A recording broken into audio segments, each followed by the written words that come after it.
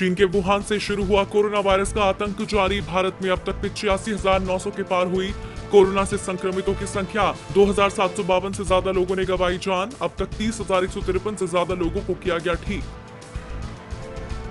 नहीं थम रहा मजदूरों के मरने का सिलसिला। यूपी के औरैया में 24 मजदूरों की ट्रक के नीचे दबकर हुई मौत। मध्य प्रदेश के सागर में सड़क हादसे में 5 मजदूरों की मौत। ट्रक में सवार होकर घर जा रहे थे मजदूर। राहत और बचाव कार्य शुरू। औरैया बस हादसे पर गरमाई सियासत। अखिलेश, मायावती और प्रियंका गांधी ने योगी सरकार पर साधा निशाना। विपक्ष ने सरकार की व्यवस्था पर खड़े किए सवाल। मुख्यमंत्री योगी ने किया मुआवजे का ऐलान।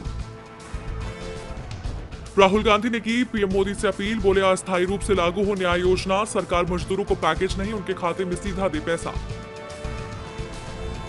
राहत पैकेज को लेकर एनसीपी प्रमुख शरद पवार का केंद्र पर हमला। कहा कृषि क्षेत्र के लिए केंद्र का पैकेज किसी पंचवर्षीय योजना जैसा। सरकार को लॉकडाउन के चलते हो रहे नुकसान का भी रखना चाहिए था ख्याल। हाईकोर्ट की सख्ती के बाद हरियाणा ने खोला दिल्ली बॉर्डर। कोरोना वायरस के बढ़ते प्रकोप के चलते सील कर दिया गया था दिल्ली बॉर्डर। 25 जून तक नहीं खुलेंगे कॉलेज और यूनिवर्सिटी। ट्रेन चलाने को लेकर बीजेपी और विपक्ष शासित राज्यों में सियासी घमासान शुरू। पश्चिम बंगाल, छत्तीसगढ़ समेत झारखंड सरकार ने केंद्र पर लगाया आरोप। पश्चिम बंगाल ने रेलवे पर लगाया गलत बयानबाजी का आरोप। छत्तीसगढ़ के सीएम बोले 30 रेलगाड़ियां चलाने की मांग पर दी गई केवल 14 ट्रेन। विदेशों में फंसे भारतीयों की वापसी का सिलसिला जारी। आज से शुरू होगा वंदे भारत मिशन का दूसरा फेज। 31 देशों से भारतीयों की होगी वतन वापसी। एयर इंडिया के 149 विमान आज से भरेंगे उड़ान। 22 मई तक चलेगा वंदे भारत मिशन का दूसरा फेज। सेमेस्टर परीक्षा से मुंबई यूनिवर्सिटी के छात्र नाखुश। छात्रों ने परीक्षाओं को रद्द करने के लिए शुरू की ऑनलाइन याचिका। याचिका पर विश्वविद्यालय के 34,000 छात्रों ने किए हस्ताक्षर। मॉनसून के केरल पहुंचने में 4 दिन की हो सकती है देरी। अब 5 जून को पहुंचने की उम्मीद। इससे पहले माना जा रहा था मॉनसून 1 जून को पहुंच सकता है केरल।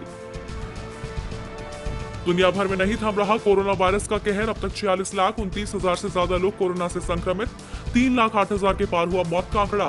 अब तक 17,60,000 से ज्यादा लोगों को किया गया ठीक। इटली में लॉकडाउन में दी गई ढील। 3 जून से लोगों को विदेश यात्रा की दी गई अनुमति। 18 मई से सभी गतिविधियों को इजाजत। केंद्र सरकार ने जीएसटी और आयकर से जुड़े कई नियमों में किया बदलाव। 2019-20 के आयकर पर छूट के लिए अभी 80C और 80D में निवेश संभव। कंपोजिट डीलर मार्च क्वार्टर के लिए 7 जुलाई तक भर सकते हैं जीएसटी CPM 8 फॉर्म। 15 जुलाई तक भरा जा सकता है जीएसटी R4 फॉर्म। सब्सक्रिप्शन के लिए 20 मई को खुलेगा RIL का राइट्स इशू। 53,125 करोड़ रुपए जुटाने की है योजना। 3 जून तय की गई राइट्स इशू के लिए क्लोजिंग डेट। इंग्लैंड के खिलाड़ी अगले हफ्ते से करेंगे आउटडोर ट्रेनिंग। इस दौरान हर खिलाड़ी के पास होगी अपनी गेंद पर लार का इस्तेमाल भी नहीं कर सकेंगे ट्रेनिंग के दौरान English cricketer. Sports authority of India ने तैयार की गाइडलाइन। खिलाड़ियों को कोरोना टेस्ट कराने के साथ आरोग्य सेतु ऐप डाउनलोड करना होगा अनिवार्य।